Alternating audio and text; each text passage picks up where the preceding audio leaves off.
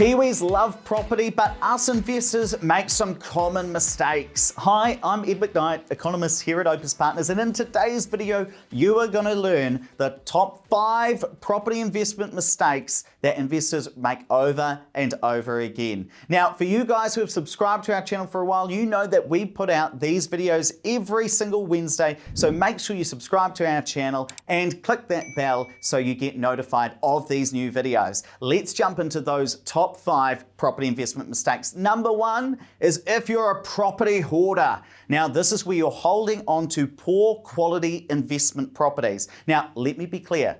There is nothing wrong with holding on to good quality investment properties for the long term and never selling if it's a good property, but it's when you're holding on to bad properties that you may want to review those. Now, there are 2 main indicators of what makes a bad investment property. First of all, if it's poor yielding, or secondly, if it's not bank friendly. Let me show you what I mean by both of these.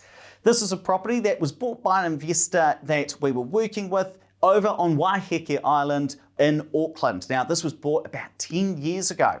Now, it currently rents for just over $850 a week, which is 45 grand per year. Now, the value of this property, $2.2 million. Pretty standard for Waiheke Island. Really nice place to live in Auckland. Perhaps not the best place for an investment property though, because this had a gross yield of only 2%. So the rental income was not very high compared to the equity, compared to the purchase price or the value of this actual property. Now, what does that mean? It means they could potentially sell this, take the money and purchase high yielding assets elsewhere that might better achieve their goals. The second big issue here, or indicator that you are a property hoarder, is if you're purchasing non-bank friendly assets. Now, these can be hotel rooms, these could be small studio apartments, properties that banks don't like to lend a lot against. Let me give you an example. So for this hotel room, it might be worth $300K, and the bank might only lend 50% of the money to purchase it. Now, what that means is that you need to have $150K of deposit or equity to purchase and hold on to this asset. Now, what could you potentially do with that $150K? Yep, you could buy a $300K hotel unit, or you could potentially purchase a $750K new build townhouse in Auckland or Christchurch, somewhere else. Now, that might be a more valuable asset that could help you achieve your goals, depending on what those are. So what's the issue if you are a property hoarder? Well, you can't grow your portfolio as quickly because you're holding on to poor quality assets. Now, these could be properties that have served you well in the past, but might not serve you well and help you achieve your goals into the future. The second main property investment mistake Kiwis make is they've lost count. They're running the numbers using old figures. And let me show you what I mean, coming back to that Waiheke Island property. So what often happens with property investors is they will calculate the gross yield on what they purchased a property for, not its current value. Now, this Waiheke Island property, again, rented for $45K a year, but was purchased for $800K a long time ago. Now, if you looked at that gross yield, you'd say, pretty good, 5.6%. You'd be happy with that today in today's market, especially in a prime location like Waiheke Island. But what's the issue? Well, the property's not worth $800K now, it's worth $2.2 million.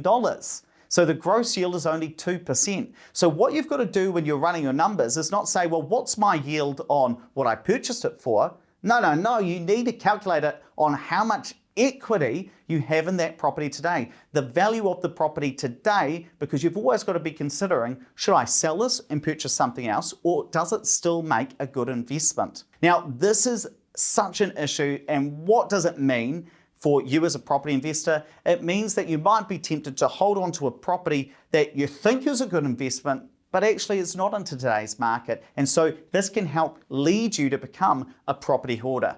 Mistake number 3 is if you are a bank monogamist. You've got all your lending stuck with one bank, and this is really an issue for people who own multiple properties. So 2, 3, 4 investment properties, you really want to be thinking about this. Now, if you practice bank monogamy, if you stick with one bank, what does that mean for you? Often, if you're investing in new builds, it might mean you can't borrow as much. You're borrowing less. It may also mean your home is less secure. Let's say you've got an investment property and your own home with one bank, and you get in trouble paying that investment mortgage. Well, the bank does have the option to sell your own home and boot you out of there if you can't pay that investment mortgage, because the investment property and your own home are cross-securitized. But what happens if you practice a split banking strategy or polybankery? Well, again, you might be able to borrow more and your home is more secure. There are a couple of other benefits as well, but these are some of the main ones. So what's the issue if you're a bank monogamist? Perhaps you can't grow your portfolio as quickly because you're not able to borrow more, or you're more cautious because you're worried about your main home. That's where you might start to practice polybankery. Mistake number 4, if you're a DIY dealer, you're not using a property manager. Now, I see this all the time with property investors. They're really involved with the property and don't want to use a property manager to look after it because they want to save money. Well, let's just dig into what a property manager actually does. Yep, they are going to manage the property, but what does that mean? It means they're going to find tenants. They're going to do good background checks on those tenants, credit checks. They'll call up the employer, make sure that the tenant actually does have the income to afford this property so that they don't get into rent arrears. They're going to collect the rent, and if there is a missed payment, they're going to follow that up really quickly, and they'll also look after any maintenance on that property. Now, why is this important? Well, we often say what property investors need to do, they need to leave the management of the property to the property manager, and you as the investor need your focus to be on the portfolio, growing the portfolio. What's the issue there?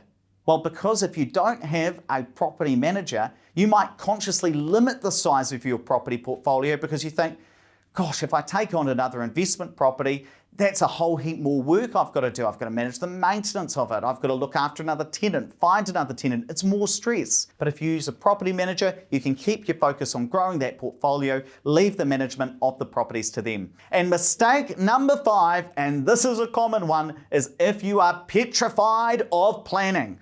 This is where you're not planning consciously what you're purchasing and you just fall into an investment property. Now, what we often say here at Opes Partners is any property can be a rental property because you can rent out any property.